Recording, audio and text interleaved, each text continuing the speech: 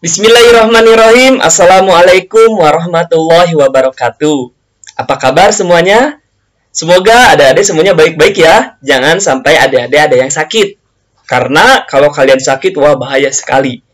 Ya, apalagi sekarang itu kalau misalnya kita sakit demam, batuk pilek, wah itu kalau misalnya kita ke puskesmas atau ke rumah sakit, bahaya tuh. Bisa-bisa adik-adik dikatakan gejala terinfeksi virus corona. Nah, tentunya jangan. Gitu ya, jangan sampai, karena kalau misalnya hal itu terjadi sangat mengkhawatirkan. Selanjutnya, pada pertemuan kita kali ini, kita akan membahas tentang benda-benda yang dapat mengalami suatu perubahan. Pada pertemuan sebelumnya, kita sudah membahas kaitan dengan cara pemisahan campuran. Ingat, pada materi sebelumnya juga, cara pemisahan campuran itu ada 5 tekniknya. 1, yang pertama teknik filtrasi atau penyaringan, 2, sentrifugasi, 3, distilasi atau penyulingan, 4, kromatografi, dan yang kelima, sublimasi. Ya, tentunya jangan sampai lupa materi yang sebelumnya. Karena kalau misalnya adik-adiknya lupa, bahaya dong materinya. Dalam kesempatan kali ini, mudah-mudahan adik-adik semuanya hadir semua. Awas, jangan sampai ada yang mengantuk. Kalau mengantuk, seperti biasa, Pak Indro suka mengingatkan kepada kalian, silakan pergi ke air atau pergi ke WC dulu, cuci muka atau berwudu dulu. Lalu adik-adik balik lagi ke kelas. Sehingga konsentrasi pada diri kalian atau pada otak kita itu akan tetap maksimal. Pada materi kita yang akan kita bahas kali ini adalah tentang benda-benda yang dapat mengalami perubahan. Ya, adik-adik sebelumnya tahu nggak kalau misalnya paku yang sudah lama berada di tembok itu akan mengalami berupa karatan. Atau seng yang sudah lama dijadikan atap rumah kita misalnya, saking lamanya itu akan terjadi sebuah perubahan. Yang tadinya seng berwarna perak kemudian akan berubah menjadi karatan. Kemudian, atau misalnya kertas yang dibakar berubah menjadi abu. Nah, pada pertemuan kita kali ini, kita akan membahas tentang perubahan materi. Bisa kita lihat dari kedua gambar berikut ini. Pada gambar yang pertama, itu adanya kertas yang terbakar. Berlangsung sangat begitu cepat. Kemudian, perkaratan besi berlangsung dalam waktu yang sangat relatif lama. Nah, dua benda berikut ini mengalami terjadinya sebuah perubahan pada materi. Sebelum lebih jauh membahas tentang perubahan materi, kamu perlu mengetahui tentang sifat-sifat zat terlebih dahulu. Sifat-sifat benda sangat penting diketahui untuk membedakan perubahan-perubahan yang terjadi pada benda tersebut. Secara sifat-sifat benda, secara garis besar dapat dibedakan menjadi 2, yaitu sifat fisika dan sifat kimia. Sifat fisika adalah sifat yang berkaitan dengan keadaan fisik, suatu zat. Sifat fisik termasuk di dalamnya berupa bentuk, warna, bau, kekerasan, titik didih, titik beku, titik leleh, dan daya hantar ukuran partikel dan massa jenis. Sifat kimia merupakan sifat zat yang berhubungan dengan mudah atau sukarnya zat tersebut untuk bereaksi secara kimia. Selanjutnya di sini pada tabel berkaitan dengan massa jenis berbagai zat. Nah, pada massa jenis zat ini, setiap jenis zat itu memiliki sebuah massa jenisnya, baik itu secara kilogram per meter kubik ataupun gram per sentimeter kubik. Ada hidrogen, ada oksigen, ada gabus, dan lain sebagainya. Contoh misalnya air. Air memiliki sebuah massa jenis, sekitar 1000 kg per meter kubik atau 1,0 gram per sentimeter kubik. Nah, antara massa jenis air dengan besi atau air dengan oksigen itu berbeda massa jenisnya. Makanya bisa Ade lihat, simak tabel berikut ini adalah kaitan mengenai tentang massa jenis suatu zat. Nah, pada massa jenis suatu zat biasanya dikenal dengan sebuah rumus Rho sama dengan M/V. Nah, Rho ini adalah kaitan dengan massa jenisnya. Berapa massa jenisnya biasanya? Kemudian M ini adalah kaitan dengan massa benda. Ya, misalnya baik itu massa air, atau misalnya massa oksigen, atau massa besi. Kemudian, sedangkan V ini adalah sebuah volume dari sebuah massa jenisnya. Maka di situ menghasilkan rumus Rho sama dengan massa dibagi volume. Nah, itu ya. Kemudian, satuannya bisa menggunakan kilogram per meter kubik. Nah, selanjutnya ada soal berikut ini. Ini sebatas contoh soal ya. Edo menemukan sebongkah logam. Ia penasaran, logam apa yang ditemukannya? Ia berpikir, jangan-jangan emas. Edo menimbang logam itu ternyata massanya 312 gram. Dengan gelas ukur, Edo mengukur volumenya. Ternyata kenaikan air di dalam gas ukur seperti pada gambar berikut ini. Kemungkinan besar logam apa yang ditemukan oleh Edo. Nah, di sini Edo sudah mempunyai nilai. Kalau misalnya kita tulis diketahui bahwasannya massanya itu sekitar 312 gram. Kemudian volume logamnya, volume air dan logam dikurangi volume air. Atau volume yang sebelum ada bendanya, ya. Kemudian, nah, dimasukkanlah volume yang ada bendanya. Atau pada gambar berikut 100 ml volume air ketika ada bendanya. Kemudian dikurangi volume air yang sebelum ada bendanya atau sekitar 60 ml. Maka menghasilkan sebuah nilai volume 40 ml. Kemudian ditanyakan berapa massa jenisnya. Maka di situ berlaku rumus Rho sama dengan massa dibagi volume. Massanya berapa? 312 gram. Sedangkan volumenya itu adalah 40 cm kubik. Hasil dari 312 dibagi 40, hasilnya sekitar 7,8 atau 7,8 gram per cm kubik. Maka benda tersebut menjadikan sebuah massa jenisnya. Nah, ternyata massa jenisnya itu bukan berupa emas, tapi berupa besi. Tadi kita sudah membahas tentang massa jenis. Selanjutnya tentang perubahan fisika. Apa itu perubahan fisika? Perubahan fisika adalah perubahan zat yang tidak disertai dengan terbentuknya zat baru. Ya, itu adalah contoh pada perubahan fisika.